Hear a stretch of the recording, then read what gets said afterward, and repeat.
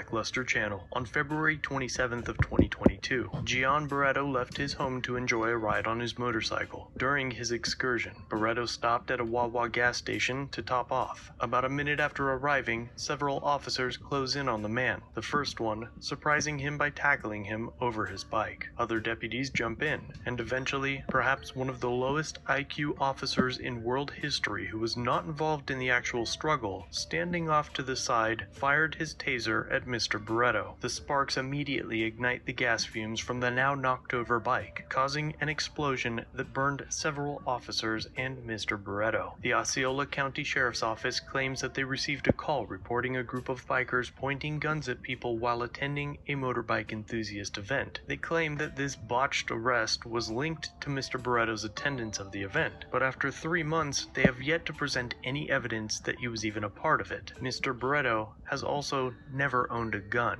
The event in question was 9 miles away from this gas station incident. The sheriff's office acknowledges that a stun gun was deployed, but would not say if it sparked the fire. However, a fire marshal's analysis of the crime scene determined that the gun obviously caused the explosion. The sheriff's office refuses to release any records of the incident. No written reports, no dash cams, no body cams, or dispatch recordings have been made available to the public over the past 3 months. They also refuse to identify the officers involved. The Florida Department of Law Enforcement has been asked to investigate, and the sheriff's office is also investigating itself. Mr. Barreto was essentially cooked alive. He sustained third-degree burns on approximately 75% of his body, from his feet to the bottom of his neck. He is wrapped and unwrapped in gauze on a daily basis, and because he doesn't have the proper amount of skin to contain his body fluids, he continues to bleed profusely. He is expected to be placed in a medically induced coma as doctors grow skin tissue to use for skin grafting, and at this point, it's impossible to say whether or not he will even survive. We've seen many stories across the United States where law enforcement officers are denied the position because they scored too high on an IQ test. Let me know down in the comment section if you think there should be a minimum IQ for those applying to become